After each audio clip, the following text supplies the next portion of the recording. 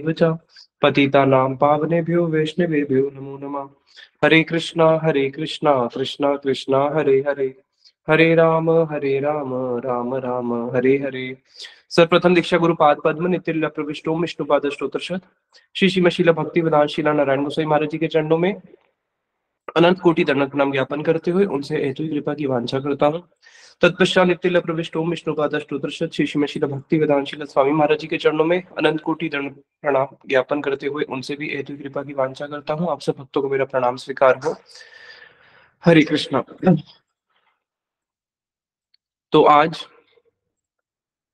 मेरा तो परम मंगल का उदय हुआ है कि चैतन्य भागवत पाठ करने का अवसर मिला, अपनी वाणी को पवित्र करने का एक अवसर मिला है। चैतन्य भागवत लिखी है वृंदावन दास ठाकुर जी ने। हम शुरू करते हैं वेद व्यास जी। वेद व्यास जी कौन है? वेद व्यास जी वो है जिन्होंने सारे ग्रंथ लिखे, और सारे ग्रंथ लिखने के बाद वेद व्यास जी के लिए बताया गया है साक्षात भगवान ऋषि। कि वो कौन है? साक्षात भगवान ऋषि है। भागवत में एक श्लोक आता है जहाँ पे उनको बताया है भगवान ऋषि, कि साक्षात भगवान ही जब ऋषि के रूप में आते हैं तो वो कौन है? वेद व्यास, कृष्ण भगवान के ही शक्त्यवेश अवतार। तो वेद व्यास जी ने इतने सारे पुराण लिख दिए, उपनिषद लिख दिए, उपपुराण लिख दिए, वेदों का विस्तार किया। इतना कुछ करने के बाद भी वेद व्यास जी को शांति नहीं मिली। फिर उन्होंने लास्ट में क्या किया? जब उनको शांति नहीं मिली, अपने गुरु को स्मरण किया, नारद जी को। और नारद जी से प्रश्न पूछ रहे हैं कि इतने सारे शास्त्र मैंने लिखे। शास्त्र किस लिए लिखे जाते हैं? शास्त्र लिखे जाते हैं जो जीवों के ऊपर शासन करते हैं। दूसरा, जो जीवों को बताते हैं कि भगवान कौन है, हम कौन है। अब इन शास्त्रों को मैं लिखने वाला, और जो मेरे को ही शांति नहीं मिल रही, तो इन शास्त्रों को जो पढ़ेगा उसको क्या मिलेगा? तो नारद जी ने फिर उनको बताया कि आपने जितने भी शास्त्र लिखे, कहीं पे भी आपने भगवान कृष्ण की लीलाओं के बारे में वर्णन किया, कहीं पे भी आपने लिखा कि जो परम पुरुषोत्तम भगवान है वो गोपियों के साथ रास भी रचाता है।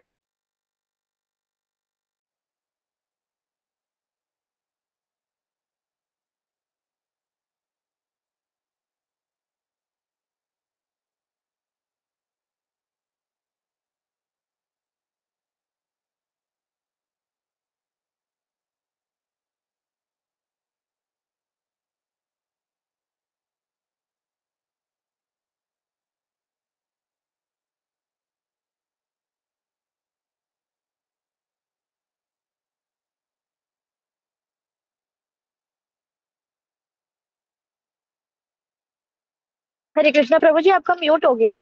हाँ सॉरी।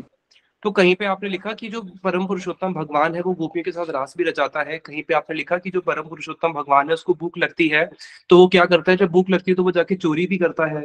कहीं पे आपने लिखा कि परम पुरुषोत्तम भगवान जो है वो अपने सखाओं के साथ क्रीड़ा करता है और हार भी जाता है। आपने तो लिख दिया भगवान अजीत, उनको कोई जीत नहीं सकता, लेकिन वो तो ब्रज में हार जाता है। तो आपने इन सब बातों को आपने कहीं पे लिखा क्या?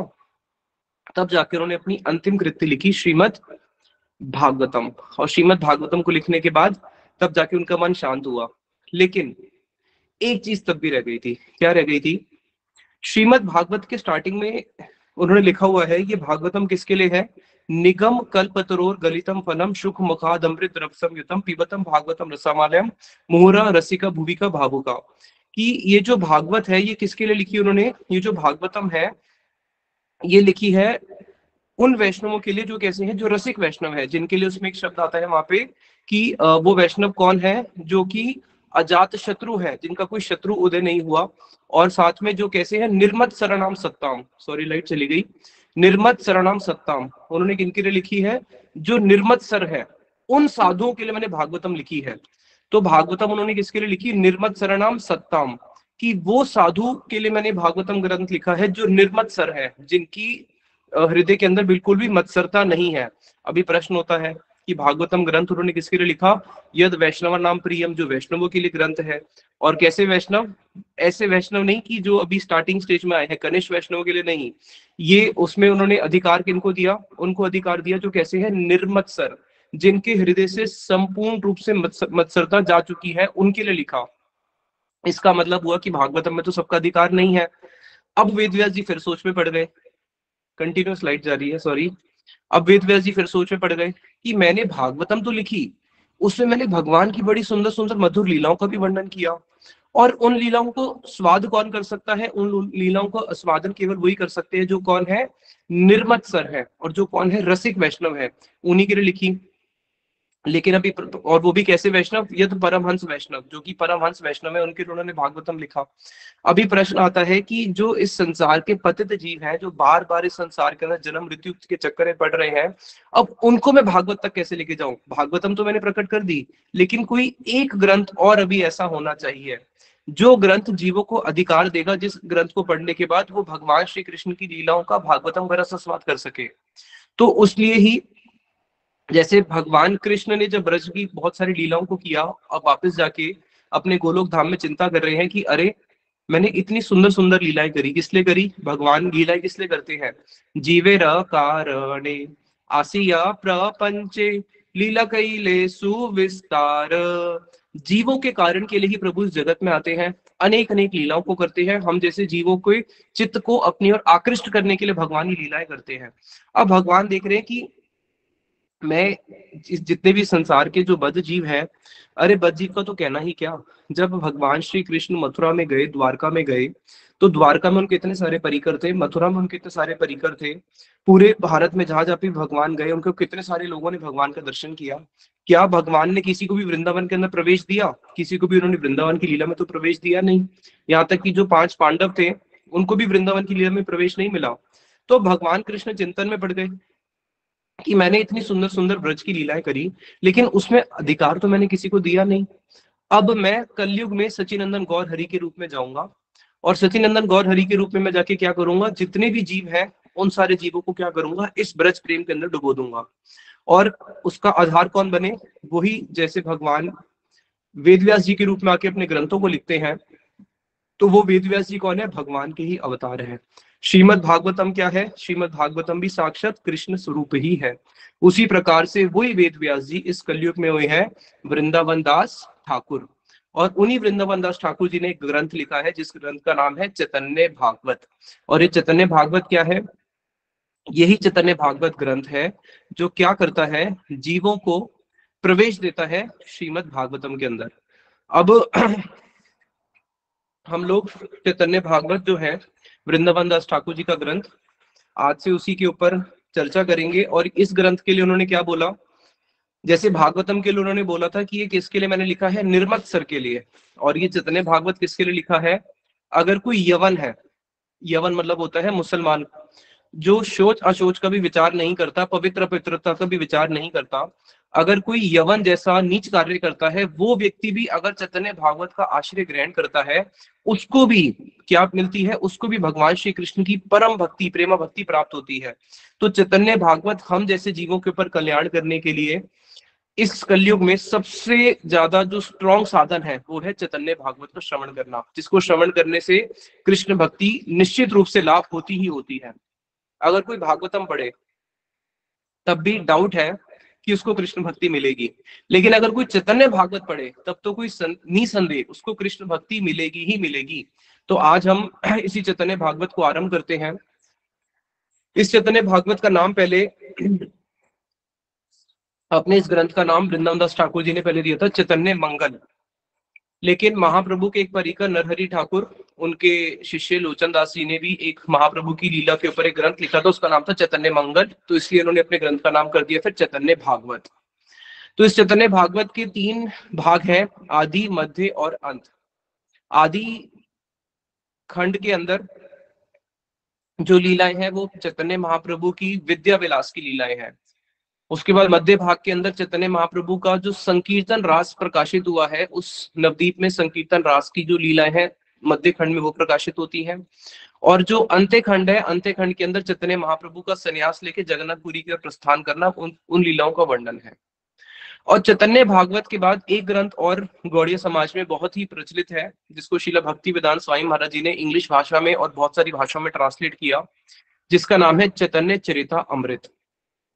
तो चैतन्य चरितामृत ग्रंथ जो है वो चैतन्य भागवत का परिशिष्ट ग्रंथ माना जाता है। जैसे हम पिक्चर देखने के लिए जाते हैं ना, तो मूवी देखने के लिए जाते हैं, पहले एक सीन आता है, फिर बीच में इंटरवल आ जाता है, इंटरवल के बाद फिर सेकंड पार्ट आता है।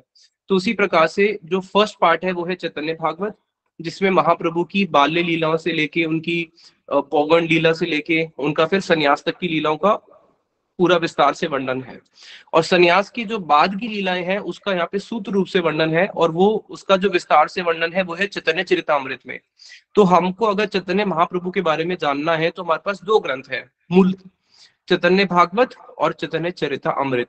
तो पहले भक्तों को पढ़ना चाहिए चैतन्य भागवत, उसके बाद भक्त फिर पढ़ते हैं चैतन्य चरितामृत। तो चैतन्य भागवत के प्रथम अध्याय के प्रथम श्लोक से आरंभ करते हैं। मंगलाचरण श्लोक है जिसके अंदर वो गौर महाप्रभु और साक्षात बलराम नित्यानंद प्रभु के चरणों में वंदना कर रहे हैं।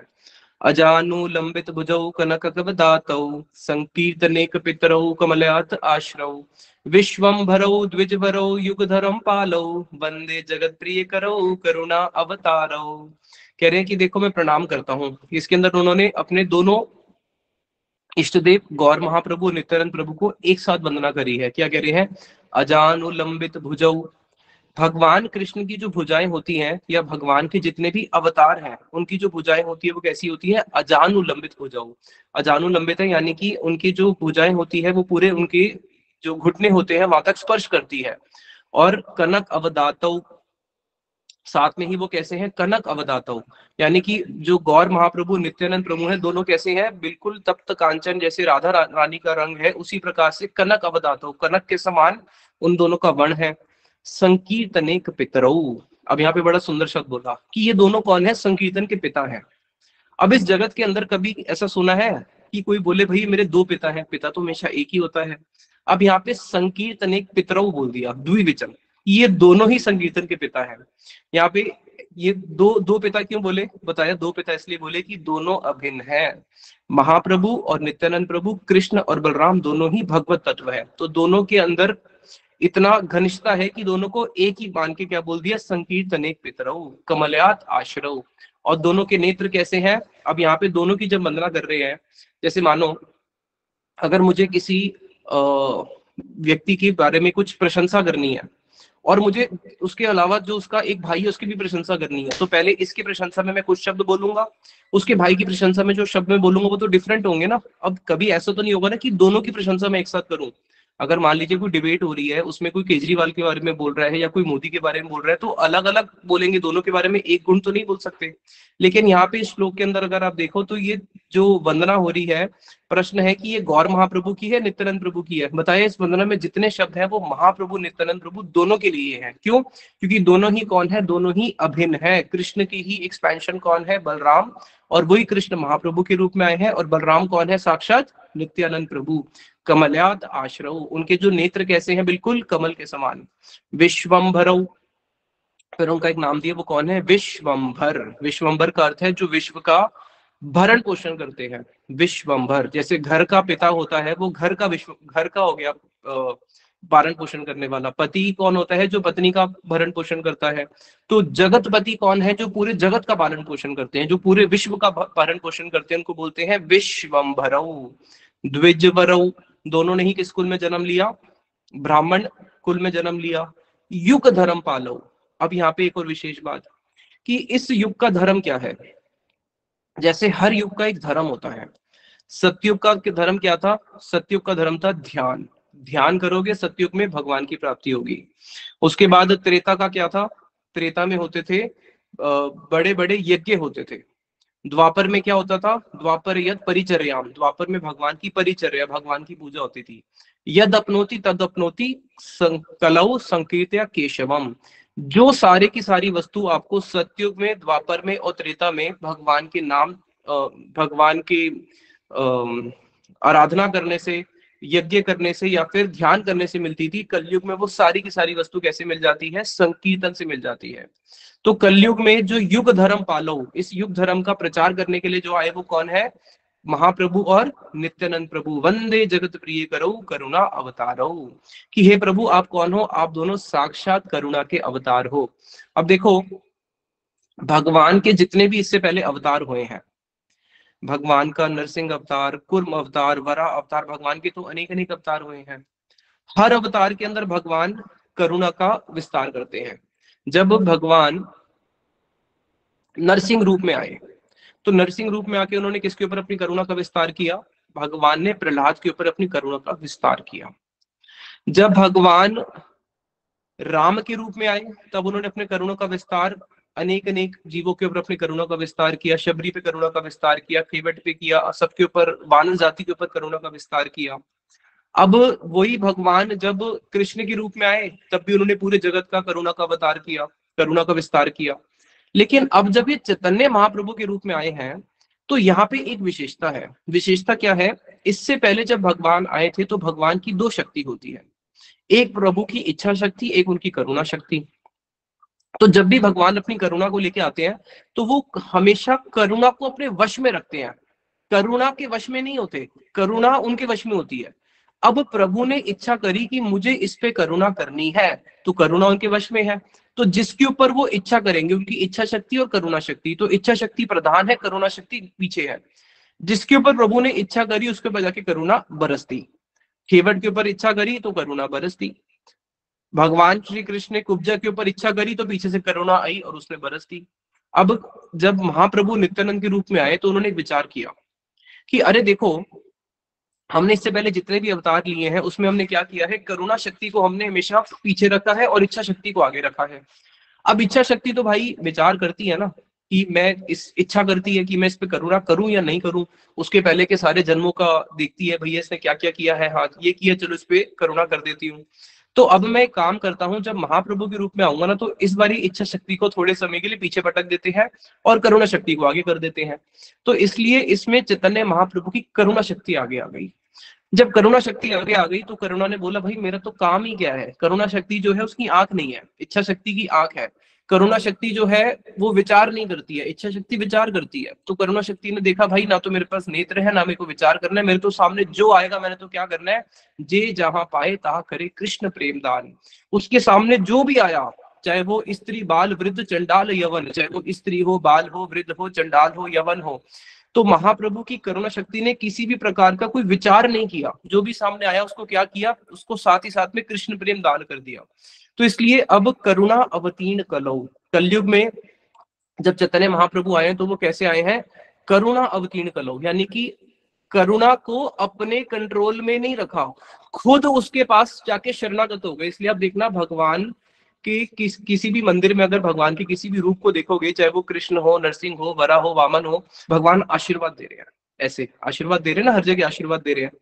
क्यों? वो करुणा बरसा रहे हैं, आशीर्वाद देके करुणा बरसा रहे हैं। लेकिन गौर महाप्रभु नित्यानंद प्रभु कैसे हैं, उन्होंने हाथ ही ऊपर कर दिए, दोनों हाथ ऊपर कर दिए। तो देखो दो अर्थ है, इससे पहले भगवान के जितने भी वो हैं एक हाथ से आशीर्वाद दे रहे हैं, कभी ऐसे देखा दो हाथ से आशीर्वाद दे रहे हो, और वहां पे कैसे है, दो हाथ से आशीर्वाद दे रहे हैं। लेकिन उसका मूल अर्थ क्या है, दो हाथ से आशीर्वाद तो दे ही रहे हैं, मूल क्या है कि वो सरेंडर हो गए। जैसे हम किसी के पास जाके सरेंडर होते तो क्या करते हैं, हैंड्स अप, ऐसे हाथ ऊपर करते हैं ना, तो उसी प्रकार से भगवान भी सरेंडर हो गए, हाथ ऊपर कर दिए। किसके पास सरेंडर हो गए, अपनी करुणा शक्ति के पास जाके शरणागत हो गए। ले करुणा शक्ति, अब मैं तेरे पास सरेंडर हो गया, अभी तक तू मेरे पास सरेंडर थी, अब मैं तेरे पास शरणागत होता हूँ, जा देखो जहां जाना है जा, जिसके पास जाना है जा, अब मैं कोई विचार ही नहीं करूंगा, क्या कर सबको जाके कृष्ण प्रेम दान कर दे।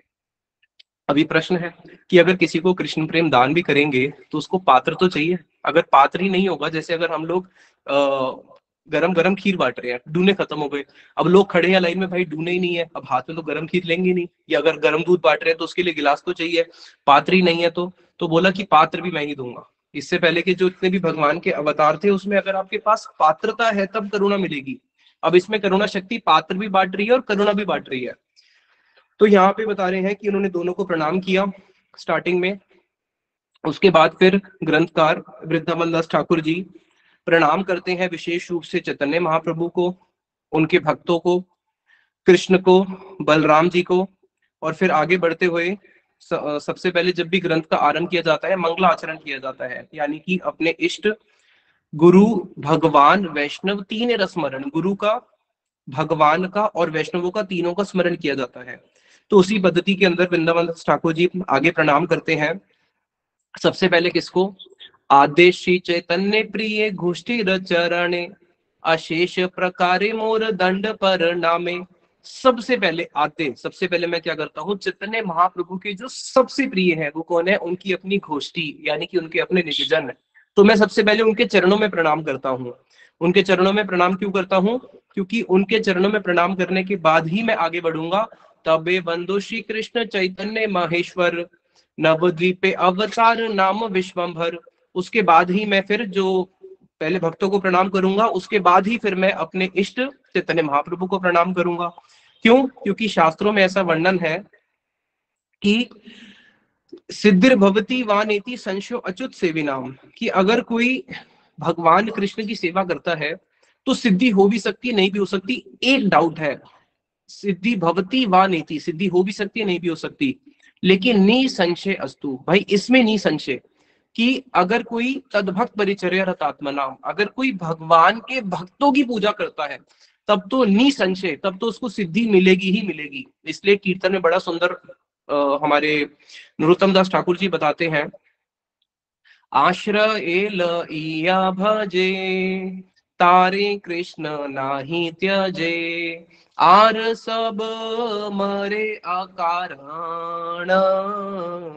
बड़ा सुंदर कीर्तन है। इस पद को आप कंठस्थ कर सकते हैं तो कर लीजिए। ये बहुत छोटा सा पद है लेकिन बहुत वेटेज वाला पद है, जिसमें नरोत्तम दास ठाकुर जी कह रहे हैं, आश्रय लैया भजे तारे कृष्ण नहीं तजे। जिसने शास्त्रों को 100 जन्म भी, अगर कोई शास्त्रों को पढ़ेगा 100 जन्म शास्त्रों को पढ़ने के बाद जिसने पूरे 100 जन्म लगा दिए, तब जाके वो इस निष्कर्ष पे पहुंचेगा जो नरोत्तम दास ठाकुर जी ने एक पद में बता दिया। क्या? आश्रय लैया भजे तारे कृष्ण नहीं त्याजे। भाई अगर आप आश्रय लेके भजन करोगे तो कृष्ण आपको कभी नहीं त्यागेंगे। कृष्ण कभी त्याग ही नहीं सकते किसको जो क्या करेगा, आश्रय लेके भजन करेगा। किसका? वैष्णवों का। आर सब मरे अकारण। तो बताया भाई अगर हम वैष्णवों का आश्रय नहीं ले रहे और तब भी कृष्ण भजन कर रहे तो उसमें क्या दिक्कत है? उसमें दिक्कत क्या है? हम कृष्ण भजन करते हैं, मंदिर जाते हैं, पूजा करते हैं, दान पुण्य सब करते हैं। तो उसके लिए नरोत्तम दास ठाकुर जी कहते हैं, भाई आर सब मरे अकारण, बिना कारण के ही मर जाओगे। भाई कोई तो कारण बताओ कि अगर हम कृष्ण जी की सेवा कर रहे हैं, पूजा कर रहे हैं, तब हम क्यों मरेंगे? बोला कि हाँ, बिना कारण के ही तुम्हारा भजन से पतन हो जाएगा, अगर तुमने क्या नहीं किया, बिना आश्रय के भजन किया। तो भजन जो है वो हमेशा कैसे होता है? आश्रय लेके ही होता है।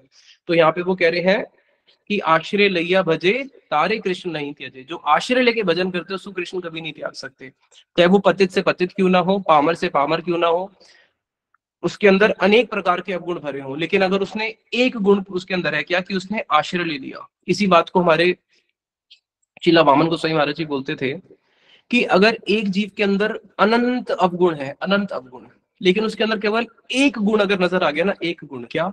कि उसने वैष्णव का जाके आश्रय ग्रहण करा नहीं है, आश्रय ग्रहण करने का संकल्प ले लिया कि अब मैं क्या करूंगा भाई, मेरा जीवन तो पूरा पापों से भरा हुआ है और मेरी जो वृत्ति है वो पाप में इतनी रम चुकी है, इतनी रम चुकी है कि मैं पुण्य कर ही नहीं सकता। जैसे एक व्यक्ति होता है ना जिसको बीमारी हो जाती है। अब बीमारी उसको ऐसी हो गई कि अब उसको शरीर में कुछ भी खाना खिलाओगे उसको पचता ही नहीं है, तो वो खाना ही छोड़ देता है कि भाई मैं खाऊं क्या, मेरे को तो शरीर में कुछ पचता ही नहीं है, मेरे मुंह से अंदर कुछ निकलता ही नहीं है ना। तो जैसे कई बार होता है गले में वो टॉन्सिस हो जाते हैं, गले में टॉन्सिस हो गए तो पानी भी अंदर नहीं निकल सकते। तो उसी प्रकार से एक व्यक्ति पाप में इतना रमा हुआ है कि उसका जीवन इतना पापमय है कि उससे पुण्य हो ही नहीं सकता, पाप को वो छोड़ ही नहीं सकता, और उसका जीवन पूरा का पूरा संसार में जितने भी प्रकार के कुकर्म हो सकते हैं उस कर्मों के अंदर पूर्ण रूप से उसकी मति लगी हुई है। लेकिन अगर उसके अंदर केवल एक गुण आ गया, केवल एक गुण, क्या? कि भाई मेरे को वैष्णवों का आश्रय लेना है, अब मुझे सुधरना है।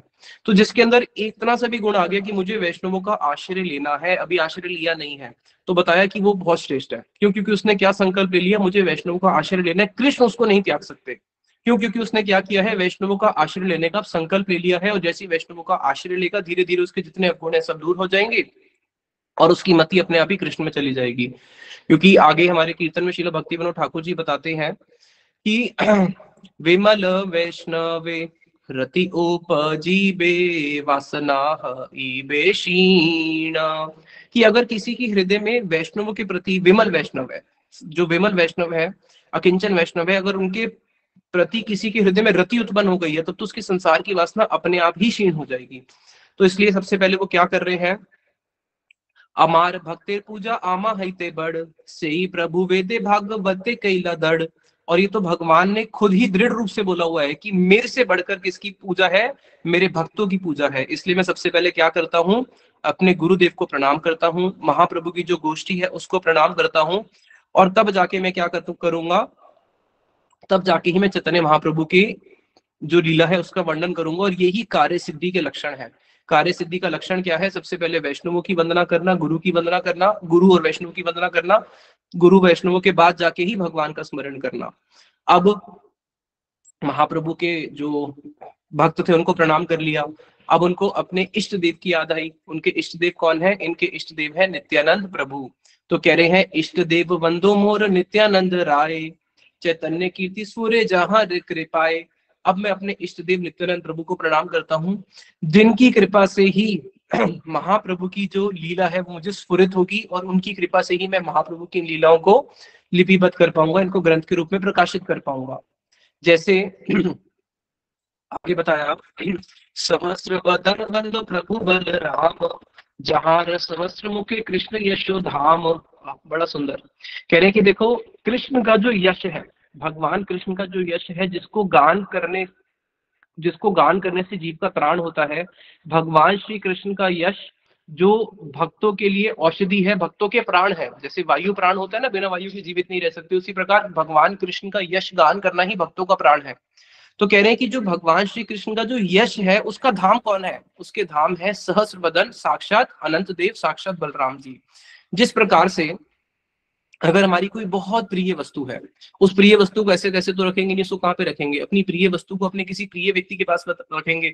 अरे मैं 4 दिन के लिए, 5 दिन के लिए कहीं बाहर जा रहा हूँ, तो मेरी ये बहुत प्रिय डायमंड की अंगूठी है, इसको कृपा करके आप अपनी पेटी में रख दीजिए। तो जहाँ पे कॉन्फिडेंशियल चीज को कॉन्फिडेंशियल व्यक्ति के पास ही रखवाया जाता है, और अपने निज जन के पास ही रखवाया जाता है, उसी प्रकार से भगवान श्री कृष्ण का जो यश है, महारत्न थुई जेन महाप्रिय स्थाने, जिस प्रकार से अपने महारत्न को एक महाप्रिय स्थान पर रखेंगे, यशो रत्न भंडार श्री अनंत वदने, उसी प्रकार से भगवान ने अपने सारे के सारे यश को, भगवान का यश तो अनंत है, अब उस अनंत यश को रखने के लिए भी तो एक स्थान चाहिए जो अनंत होना चाहिए, इसलिए बलराम जी का नाम है अनंत। जो क्या करते हैं? अपने अनंत मुखों के अंदर भगवान के अनंत यशों को अपने मुख से निरंतर गान करते रहते हैं, और इसलिए जो भगवान का अनंत यश है वो कहाँ पे है? भगवान का अनंत यश अनंत देव की जीवा पे ही निरंतर वहां से कीर्तन के रूप से इस जीवों का मंगल करने के लिए वहां से प्रतिध्वनि के रूप में पूरे जगत का जाके कल्याण करता है। तो इसलिए यहाँ पे बता रहे हैं कि मैं अब नित्यानंद प्रभु को प्रणाम करता हूँ, क्योंकि नित्यानंद प्रभु की कृपा से ही मैं चैतन्य महाप्रभु के यश को लिख सकता हूँ, क्योंकि वो यश है कहाँ पे? वो सारा का सारा यश कहाँ पे है? अनंत देव जी के ही अनंत मुखों के फणों के अंदर वो विद्यमान है। अतएव आगे बल रामे रस्तवन, करीले से मुखे स्फुरे चैतन्य कीर्तन। तो भाई जिस मुख से सबसे पहले बलराम का स्मरण होगा, बलराम का कीर्तन होगा, उसी मुख से ही फिर क्या होगा? कृष्ण भगवान का या चैतन्य महाप्रभु का कीर्तन होगा। तो पहले मैं अब अपनी जीवा से किसका कीर्तन करूंगा? नित्यानंद प्रभु का कीर्तन करूंगा। हम नित्यानंद प्रभु की बड़ी सुंदर इन्होंने वंदना गान करी, क्योंकि इनके इष्ट बलराम जी हैं। तो बलराम जी की वंदना करते करते पूरा जो प्रथम अध्याय है उसका आधे से ज्यादा भाग केवल नित्यानंद प्रभु की वंदना में ही निकल जाएगा। सहस्रेक फणधर प्रभु बलराम, जतिक करे प्रभु सकल उदाम। कि महाप्रभु के जो भाई हैं नित्यानंद प्रभु, वही नित्यानंद प्रभु कौन है? बलराम जी हैं। और वही बलराम जी जो है सहस्र फणधारी, यानी कि जो शेषनाग जी हैं जिनके अनेक अनेक फण हैं, उन फणों से वो क्या करते हैं? दिन रात केवल भगवान के यशों का ही गान करते रहते हैं।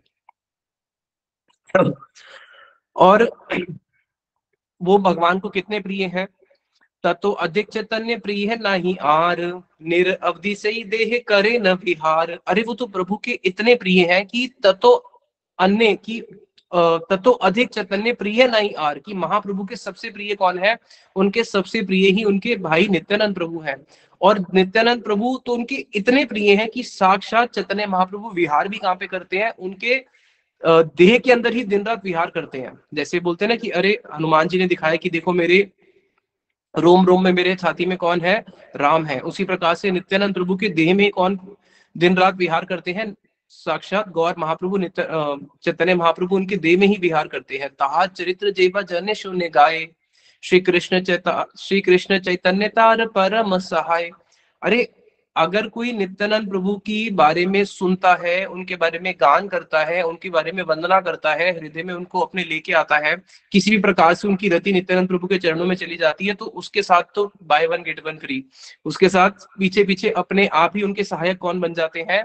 श्रीमद चैतन्य महाप्रभु खुद ही उसके पास आ जाते हैं। महाप्रीत है तार महायशु पार्वती, महेश पार्वती, जीवा स्फुरे तार शुद्ध सरस्वती।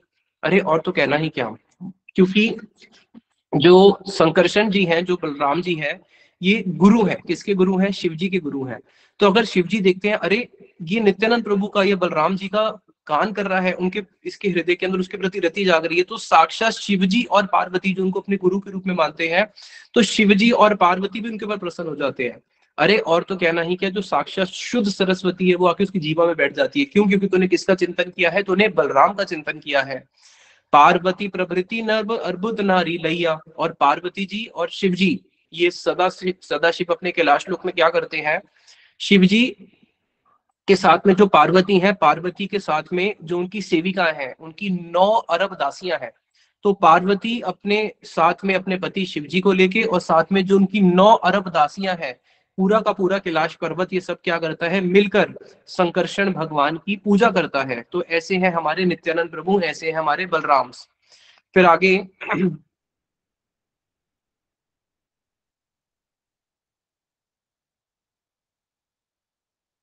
आगे वर्णन करते हैं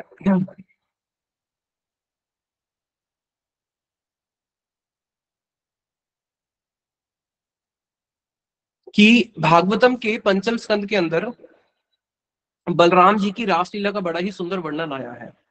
और ये जो बलराम जी की रासलीला का वर्णन आया है, इसको सुनने के बाद कुछ ऐसे कुबुद्धि वाले, कुछ ऐसे दुष्ट लोग हैं जो क्या करते हैं, जो बोलते हैं कि अरे नहीं, बलराम जी ने तो रासलीला करी ही नहीं। तो यहाँ पे ग्रंथकार जी और हमारे गुरुदेव भी इसको विशेष रूप से बताते थे कि नहीं, बलराम जी की रासलीला हुई है। और जो बलराम जी की रासलीला हुई है, उनकी जो गोपियां हैं और जो कृष्ण की गोपियां हैं वो अलग है। और जो बलराम जी की रासलीला के बारे में निंदा करते हैं, या जो बलराम जी की रासलीला के बारे में कुछ कुभावना रखते हैं, तो कह रहे हैं कि भाई वो तो चीरकाल के लिए, फॉर लाइफ लॉन्ग, चीरकाल के लिए उनका नित्य कहाँ पे वास होता है? उनका नित्य ही यम लोक में वास होता है। तो इसलिए बलराम जी के प्रति कभी भी किसी भी प्रकार का कुछ भी उस ऐसा भावना नहीं रखना चाहिए। फिर आगे कह रहे हैं कि देखो, बलराम जी का जो महिमा है श्रीमद् भागवतम में से बड़ा ही सुंदर इन्होंने वर्णन किया है। जो ब्रह्मा जी के पुत्र है नारद जी, ब्रह्मा जी के पुत्र जो है नारद जी ब्रह्मा जी से जाके बलराम जी के विषय में एक बारी प्रश्न पूछते हैं। और नारद जी के सामने बलराम जी की महिमा का ब्रह्मा जी ने गान किया, और ब्रह्मा जी ने बोला मेरा तो कहना ही क्या। यहाँ तक कि जो इनकी शक्ति है, भगवान की जो शक्ति है, जिस शक्ति के बारे में तो कहना ही क्या, जो भगवान की माया शक्ति है, भगवान की 2 शक्ति है, अंतरंगा और बहिरंगा। तो जो भगवान की माया शक्ति है, भगवान की माया शक्ति को भी मैं जान नहीं सकता। और उनकी जो अनंत अनंत शक्ति है, उसको तो कहना ही क्या, उनकी माया शक्ति को भी कोई पार नहीं पा सकता। यहाँ तक कि मैं और तुम्हारे बड़े भाई, उनके बड़े भाई कौन लगते हैं? चतुसन। तुम सब, हम सब मिलके भी भगवान की इनकी शक्तियों का कोई भी पार नहीं पा सकता। तो यहाँ पे जो नारद जी हैं, अपने हाथ में तंबूरू लेके, अपने हाथ में वीणा लेके, वो क्या करते हैं? बलराम जी की जो यश है, बलराम जी के यश का जाके ब्रह्मा लोक में, उसके बाद देवलोक में, ऊपर के जितने भी जनोलोक, तपोलोक, महालोक, वहां पे जाके दिन रात क्या करते हैं? बलराम जी के यशों का गान करते हैं। और उसी के प्रभाव से क्या होता है, क्योंकि नारद जी बलराम जी की लीलाओं का गान करते हैं, उनकी ही जीवा पे हमेशा कौन बैठी रहती है? उनकी जीवा पे शुद्ध सरस्वती का वास है। शुद्ध सरस्वती का वास है, हमारे की नारद मुनि बजाए वीणा राधिका रमण नामे। और वही फिर क्या करते हैं? राधा जी की, कृष्ण जी की जो बड़ी सुंदर सुंदर लीला है उसका गान करते हैं। फिर आगे कह रहे हैं कि जो बलराम जी हैं, भागवत सुनने के बाद भी जो लोग राम जी को नहीं मानते हैं, जो कहते हैं भागवत जे ना माने से यवन सम तार शस्ता आछे जन्मे जन्मे प्रभु यम, जो भागवत सुनने के बाद भी राम जी को, बलराम जी को नहीं मानते, तो कह रहे हैं कि उनको तो जन्म जन्म तक उनके तो एक ही वो रहते हैं शस्ता, वो कौन रहते हैं? साक्षात यम जी ही रहते हैं। इसलिए सबसे पहले अगर किसी को भक्ति के मार्ग में आगे बढ़ना है, तो उसको अपने गुरु, अपने इष्ट चैतन्य महाप्रभु के भी जो अग्रज भाई हैं नित्यानंद प्रभु, उनकी वंदना करनी पड़ेगी। इसलिए कह रहे हैं चैतन्य चंद्र प्रिय विग्रह बालाई, तान स्थाने अपराधे मर सर्वठाई, जो चतने महाप्रभु के साक्षात प्रिय विग्रह हैं। विग्रह मतलब साक्षात उनके, उनका ही देह है, क्योंकि उनके देह में जाके वो क्या करते हैं, दिन रात उनके देह में ही उनका विलास होता है। तो इसलिए मैं सबसे पहले उन्हीं की ही वंदना करता हूँ। अब देखो उनका क्या संबंध है, उनका क्या क्या संबंध है बता रहे हैं। सखा भाई व्यजन शयन आवाहन, गृही छात्र वस्त्र यत भूषण आसन, जो भगवान का आसन है वो भी कौन है, साक्षात बलराम जी का ही विस्तार है। जो उनके सखा है वो भी कौन है, साक्षात उनके जितने भी सारे सखा है कृष्ण के, वो सब बलराम जी के ही विस्तार है। उनके भाई कौन है, उनके भाई तो है ही साक्षात। उनका व्यंजन, उनकी शयन जिसके ऊपर वो शयन करते हैं, उनका शयन कक्ष शेषनाग के ऊपर शयन करते हैं, वो भी कौन है, साक्षात बलराम जी है। अरे उनका जो गरुड़ है, उनका जो वाहन है वो भी कौन है, वो भी साक्षात बलराम जी का वो है। अरे उनका गृह, उनके छत्र, उनके वसन, अरे और तो और छोड़ो, यहाँ तक कि उनका अपना देह भी, उनकी जो अपनी देह है भगवान की, वो भी कौन है, वो भी साक्षात बलराम जी ही है। तो इसलिए यहाँ तक कि जो धाम है, जिस धाम में हम भगवान का आविर्भाव होता है, वो धाम भी कौन है, वो धाम भी साक्षात बलराम स्वरूप है। जो वृंदावन धाम है, चाहे वो अयोध्या धाम है, नवदीप धाम है, जिस जिस धाम के अंदर भगवान अवतरित होते हैं। अब प्रश्न है कि पहले धाम आता है या पहले भगवान आते हैं। पहले तो धाम आता है ना, उसके बाद ही तो भगवान आएंगे। तो धाम पहले अवतरित होता है, धाम अवतरित होने के बाद फिर प्रभु आते हैं। तो जो धाम अवतरित हो रहा है, जिसमें प्रभु का अवतार होगा, भगवान हमेशा धाम में ही अवतार लेते हैं। जैसे अगर भौतिक जगत में भी देखने को मिलता है, अगर मोदी जी को कहीं जाना है, जो भी देश का प्राइम मिनिस्टर होगा, तो पहले प्राइम मिनिस्टर की गाड़ी पहुंचेगी वहां पे, उसका पूरा कफीला पहुंचेगा और उसी गाड़ी के अंदर ही वो ट्रैवल करते हैं। अगर अमेरिका से भी कोई राष्ट्रपति यहाँ पे आता है तो उसकी गाड़ी पहले यहाँ पे आ जाती है। तो उसी प्रकार से भगवान का पहले धाम अवतरित होता है, फिर उसमें भगवान और उनके भक्त सारे अवतरित होते हैं। तो जो भगवान का धाम है, वो धाम भी कौन है, वो धाम भी साक्षात बलराम जी ही हैं। फिर आगे कह रहे हैं कि आपने सकल रूपे सेवा ने आपने जार अनुग्रह करें पाए से ही जाने। अरे देखो प्रभु कैसे हैं, अपनी ही सेवा अपने आप ही करवा रहे हैं, क्योंकि बलराम जी भी कौन है, कृष्ण भगवान की ही विस्तार है। तो इसी प्रकार से मैं सबसे पहले उनकी वंदना करता हूँ। और वो कैसे हैं, सबार पूजित श्री अनंत महाशय सहस्र वदन प्रभुर भक्ति रसमय। उनके अनंत अनंत फण है, और उनके जो अनंत फण है, अपने उन अनंत फणों से वो दिन रात कृष्ण की यशों का गान करते हैं। अब उनके इतने अनंतों फणों के ऊपर कहीं पे, उनके तो अनंत फण है, किसी एक फण के ऊपर अनंत कोटि ब्रह्मांड विद्यमान है, अनंत कोटि ब्रह्मांड। और ये जो अनंत कोटि ब्रह्मांड है, उसके अंदर कितने बड़े बड़े सागर हैं, कितने बड़े बड़े पर्वत हैं, कितने बड़े बड़े इसके अंदर सूर्य है, चंद्रमा है, कितने सारे देवताओं के लोक है, ब्रह्मा जी का लोक है। और ऐसे एक ब्रह्मांड नहीं, ऐसे अनंत कोटि ब्रह्मांड है। तो ये जितने भी अनंत कोटि ब्रह्मांड है, ये सारे के सारे ब्रह्मांड अनंत कोटि ब्रह्मांड। सोचो एक ब्रह्मांड ही इतना बड़ा है, एक सागर ही इतना बड़ा है, तो ऐसे एक ब्रह्मांड कितना बड़ा होगा। और ऐसे एक नहीं, दो नहीं, तीन नहीं, हजार नहीं, करोड़ नहीं, अनंत अनंत ब्रह्मांड उनके फणों के ऊपर, एक फण में, उनके तो अनंत फण है। अब अनंत फण में से किसी एक फण के ऊपर एक सरसों के बीज के समान अनंत कोटि ब्रह्मांड वहां पे विद्यमान है। और उनको ये भी नहीं पता कि मेरे सर के ऊपर वो विद्यमान है भी या नहीं है। क्यों? क्योंकि वो तो अपना मत मत है, किसमें मस्त है, वो तो अपना कृष्ण के यशोगान में ही मत है। उनको पता ही नहीं कि कौन से फण में कहाँ पे ब्रह्मांड पड़ा है और कैसी उनकी शक्ति है। बताया, सृष्टि स्थिति प्रलय सत्व आदि यत गुण यौन दृष्टि पते है जान पुनः पुनः। अरे अगर वो दृष्टि करते हैं ना, केवल अपनी दृष्टि, उनकी एक दृष्टि से सृष्टि हो जाती है, और उसी दृष्टि से ही उसकी स्थिति भी हो जाती है, पालन पोषण जो हो रहा है, और उसी दृष्टि से ही क्या होता है, उसका प्रलय ही हो जाता है। और पुनः पुनः अनंत कोटि ब्रह्मांड का सृष्टि स्थिति और प्रलय पुनः पुनः वो केवल एक दृष्टि से कर लेते हैं।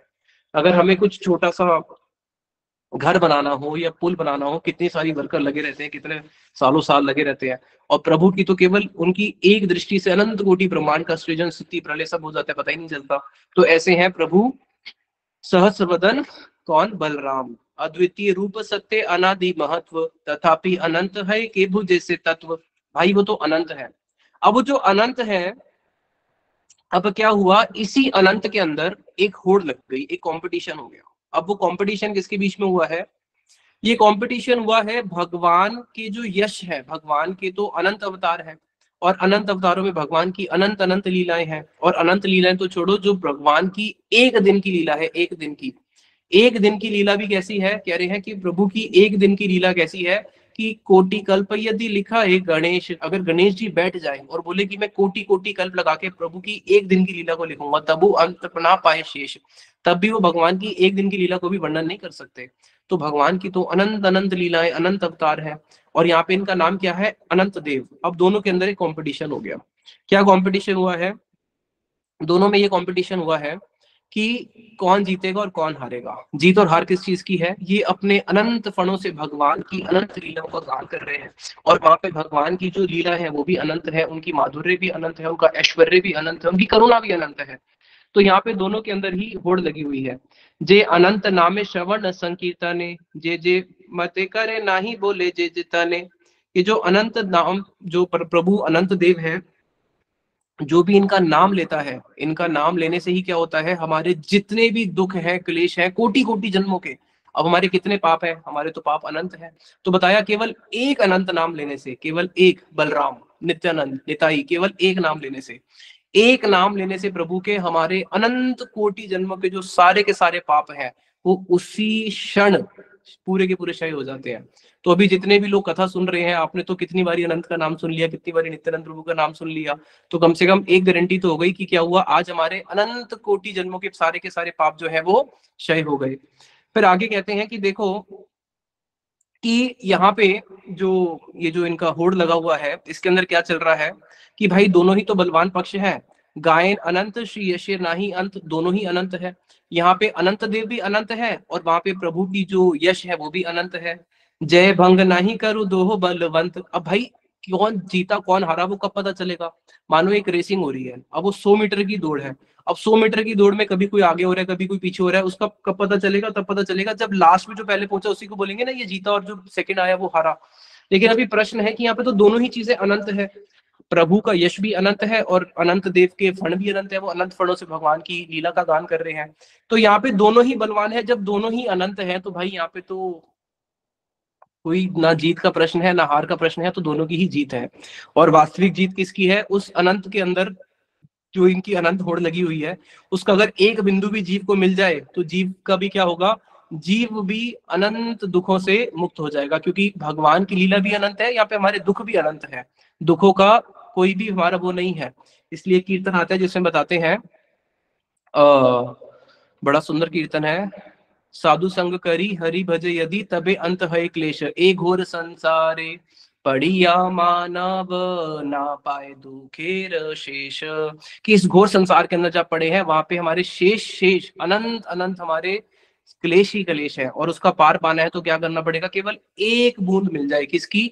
भगवान का जो यश गान है उसकी एक बूंद मिल जाए। फिर आगे कहते हैं, अद्यापि शेषदेव सहस्र श्रीमुखे, गायन चैतन्य यश अनंत नहीं देखे।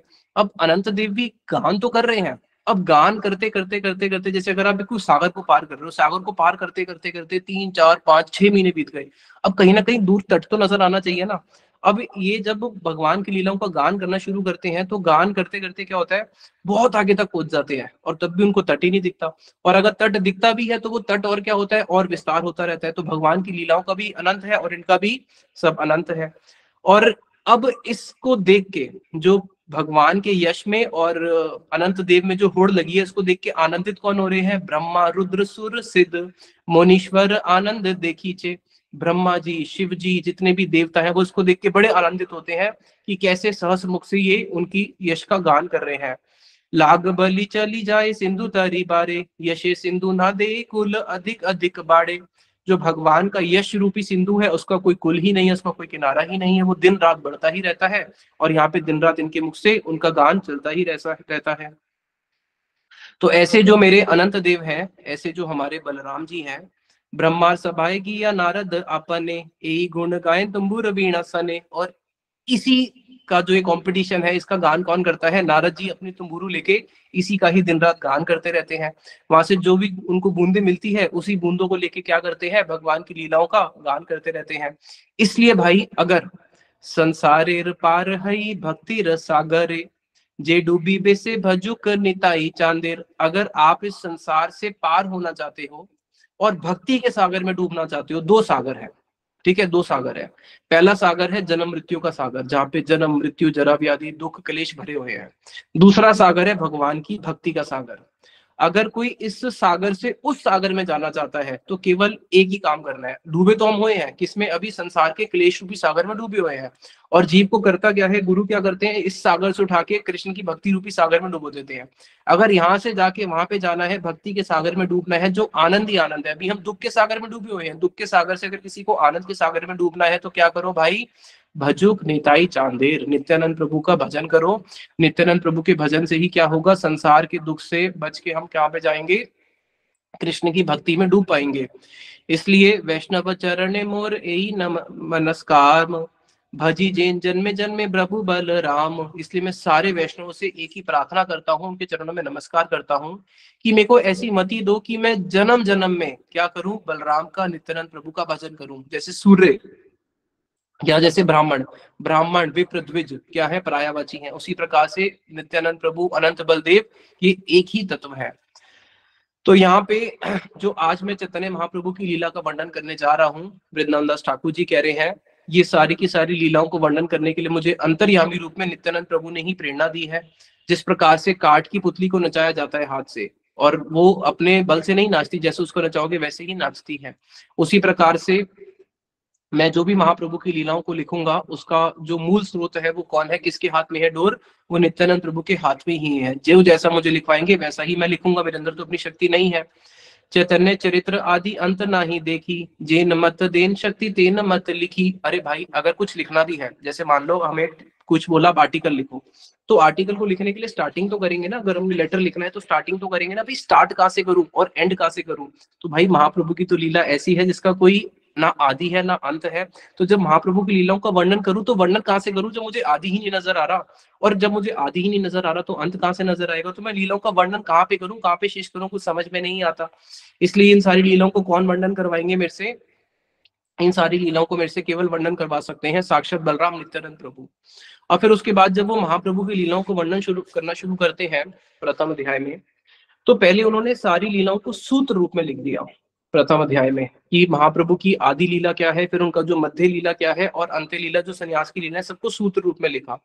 कारण, सूत्र रूप में लिखने का कारण ये है कि उनको एक भय है, मतलब ये तो नहीं कह सकते भय है, वो तो होते हैं कि उनको एक वो था कि अगर मान लो कि मैं महाप्रभु की सारी लीलाएं नहीं लिख सका, आयु पूरी हो गई, तो कम से कम इस संसार के जो लोग हैं उनको महाप्रभु की लीलाओं को सूत्र रूप में तो मिल जाएगा।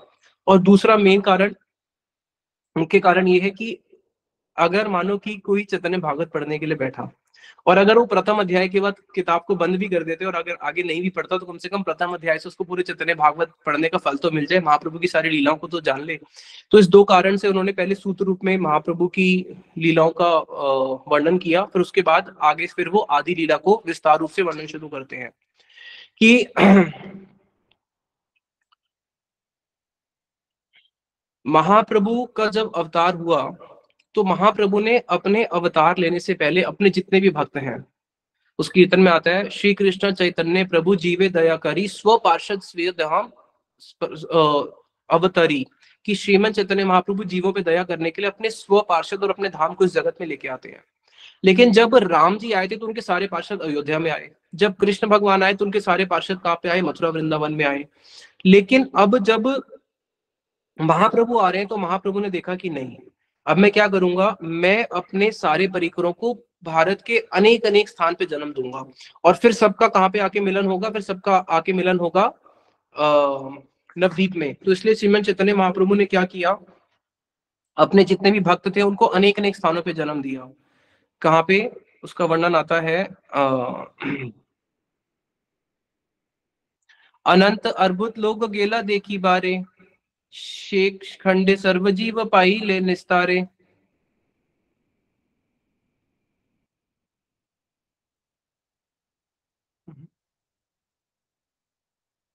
हम्म।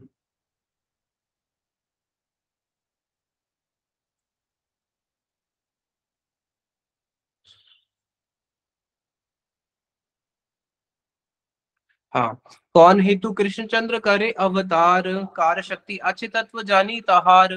कि भगवान का अवतार लेने का मूल कारण क्या है, भगवान का अवतार लेने का मूल कारण क्या है, धर्म संस्थापन अर्थात संभवामी युगे युगे, धर्म की स्थापना करना, और क्या करना, दुष्टों का विनाश करना। अब दुष्टों का विनाश तो करना है, लेकिन महाप्रभु जब इस अवतार में आए वो दुष्टों का विनाश करने तो आए नहीं। इससे पहले जब भगवान आए थे तो उनका क्या था कि मैं क्या करूंगा, धर्म की स्थापना करूंगा, दुष्टों का संहार करूंगा। लेकिन भगवान ने देखा कि नहीं भाई, इसमें तो मेरे को दूसरा काम करना है। धर्म की स्थापना तो करनी है, जो कलयुग का धर्म है नाम संकीर्तन, साथ में दुष्टों का मुझे संहार नहीं करना है, दुष्टों को मुझे पवित्र करना है। दुष्टों को पवित्र करने के लिए आए थे। जब लंका में गए तो लंका को क्या किया, लंका को जला दिया। क्यों? क्योंकि यहाँ पे सारे असुर हैं, जल के मर जाएंगे, बढ़िया है। लेकिन अब भगवान जो आए हैं वो असुरों को मारने के लिए आए ही नहीं है। ये भगवान का ऐसा अवतार है जिसके अंदर भगवान कोई अस्त्र लेके आ रहे हैं, ना शस्त्र लेके आ रहे हैं, और ये प्रतिज्ञा लेके आए हैं कि अब जब मैं ये वाला अवतार लूंगा तो ना मैंने अस्त्र लेके आना है, ना मुझे शस्त्र लेके आना है। तो करना क्या है, मुझे जीवों की जो चित्त वृत्ति है उसको बदलना है। भाई अगर कोई असुर है उसको मारना तो बहुत आसान काम है, लेकिन असुर क्यों है वो? क्योंकि उसके हृदय के अंदर असुर असुर वृत्ति है। अगर कोई दुष्ट है तो उसके अंदर दुष्टता है, कपट है तो कपटी है, कपटता है तभी तो कपटी है। तो मुझे करना क्या है, कपट व्यक्ति को नहीं मारना, उसकी कपटता को मारना है। तो अब भगवान जो यहाँ पे आए हैं किसके लिए आए हैं, दुष्टों का ऊपर भी कृपा करने के लिए आए हैं। तो इसलिए उन्होंने क्या किया, भागवत रूपे जन्म हिला सबार, कृष्ण से जाने चार अंशे जन्म जार। उन्होंने अपने सारे भक्तों को बोला कि तुम सब ने क्या करना है, तुम सब ने जाके जन्म लेना है। कहाँ कहाँ पे लेना है, कारो जन्म नवद्वीप पे कारो चाटी ग्राम में, किसी का तो नवद्वीप में जन्म हुआ, उनके किसी भक्त का चाटी ग्राम में जन्म हुआ। कार राड देशे आड़ देशे श्रीहट पश्चिम में, किसी का और देश में यानी कि उड़ीसा में हुआ, किसी का राड़ देश में हुआ, किसी का पश्चिम में हुआ। उसके पीछे कारण क्या है, उसके पीछे कारण है कि जहां जहां पे गंगा भी नहीं गई, क्योंकि ऐसे बहुत सारे स्थान हैं जहां पे गंगा भी नहीं गई, वो स्थान जहां पे गंगा भी नहीं गई तो वो स्थान तो पवित्र हो नहीं पाया। वो स्थान जहाँ पे राम जी भी नहीं गए, वो स्थान जहाँ पे पांडव भी नहीं गए, क्योंकि भगवान ने जो, राम जी ने जो वनवास लिया था उसके पीछे कारण था कि जिस जिस पद से राम जी जाएंगे, जिस जिस गांव से जाएंगे, वो सारा का सारा स्थान जो है पवित्र हो जाएगा। और जहां जहाँ पे गंगा जाती है वो स्थान को गंगा पवित्र करती है। और चलो जहाँ पे, जिस स्थान को मैं नहीं पवित्र कर सका, जिस स्थान पे गंगा जी भी नहीं जा सकी, जहाँ पे मैं नहीं जा सका, वहां पे मैं किसको भेज दूंगा, पांचों पांडवों को भेज दूंगा। तो इसलिए उन्होंने क्या किया, पांचों पांडवों को भी उन्होंने वनवास भिजवा दिया कि पांचों पांडव भी जिस स्थान पे जाएंगे वो सारा स्थान पवित्र हो जाएगा, क्योंकि जहाँ पे भी भगवान के भक्त जाते हैं वो स्थान पवित्र हो जाता है। तो इसलिए अब महाप्रभु ने क्या किया, अपने भक्तों को उन उन स्थानों पे भेजा जहां पे भगवान का आज से पहले कोई अवतार नहीं किया, जहाँ पे कोई भगवान के भक्त नहीं गए, उन स्थानों पे भगवान ने अपने भक्तों को जन्म दिया। तो कहाँ कहाँ पे किसका कैसे कैसे जन्म हुआ, सूत्र रूप में बता रहे हैं कि श्री वास पंडित आर श्री राम पंडित, श्री चंद्रशेखर देव त्रैलोक के पूजित, भव रोग वैद्य श्री मुरारी नाम जार, श्री हटे यही सब वैष्णवेर अवतार। जो भक्त लोग परिचित हैं वो समझ पा रहे होंगे, बाकी आप लोग आगे जानेंगे। महाप्रभु के ये बहुत कॉन्फिडेंशियल डिवोटीज हैं, श्री वास पंडित, श्री राम पंडित, चंद्रशेखर, उनके अपने मुरारी गुप्त, जो हनुमान जी हैं, हनुमान जी मुरारी गुप्त के रूप में आए हैं। तो इन सबका श्री हट में जन्म हुआ। यहाँ तक कि जो ब्रह्मा जी हैं, ब्रह्मा जी का उन्होंने जन्म किसमें दिया, ब्रह्मा जी का जन्म जो हुआ वो एक स्थान है बूढ़न करके, उस गांव में उनका जन्म हुआ जहाँ पे सारे मुसलमान रहते थे। और मुसलमान कुल में ही जन्म हुआ, क्यों? क्योंकि उनको भी पवित्र करना है। तो मुसलमान कुल के अंदर, यवल कुल के अंदर साक्षात प्रहलाद जी और ब्रह्मा जी, इनका जो मिलित है हरिदास ठाकुर जी के रूप में वहां पे वो आए। पुंडरीक विद्या निधि, वैष्णव प्रधान, चैतन्य बल्लभ दत्त वासुदेव नाम, महाप्रभु के बहुत प्रिय वासुदेव। और महाप्रभु के पुंडरीक विद्यानिधि, जिनको महाप्रभु अपना पिता पिता बोलते थे, जो कि वृषभानु जी हैं, राधा जी के पिता है वृषभानु जी, इनका चाटग्राम में जन्म हुआ। तो अनेक अनेक इन स्थानों पे महाप्रभु ने अपने भक्तों को जन्म दिया। और नित्यानंद प्रभु कहाँ पे जन्म दिया, राड माजे एक चक्र नामे अच्छे ग्राम, जहां अवतीर्ण नित्यानंद भगवान। और वहीं पे एक स्थान है जिसका नाम है राड देश। राड देश में है एक चक्र, एक चक्रा। उस एक चक्रा में किसका जन्म होता है, नित्यानंद प्रभु का वहां पे जन्म होता है। किनके यहाँ पे, हड़ाई पंडित उनके पिता है, हड़ाई पंडित के यहाँ पे नित्यानंद प्रभु का जन्म होता है। और महा महा जय ध्वनि पुष्प वरिषण, संगोपांगे देवता गण कैले तखन। जब नित्यानंद प्रभु का जन्म हुआ, जितने भी देवता लोग हैं सबके सब लोग आते हैं और पुष्प वृष्टि करते हैं। क्यों? क्योंकि आज कौन हुआ है, नित्यानंद प्रभु आए हैं। तो निश्चित रूप से अब महाप्रभु का भी बहुत जल्दी अवतार होने वाला है। तो आगे कल हम श्रवण करेंगे कि किस प्रकार से उस समय नवदीप की दशा है और कैसे महाप्रभु का जन्म लीला होती है। और आगे की लीलाओं को हम कल श्रवण करेंगे। निताई गौर प्रेमानंदे, हरि हरि बोल। और हम चैतन्य भागवत जो है पूर्णिमा तक, मतलब गौर पूर्णिमा से पहले पहले हम पूरी चैतन्य भागवत शेष कर देंगे। हरे कृष्णा। हरे कृष्णा प्रभु जी, धन्यवाद।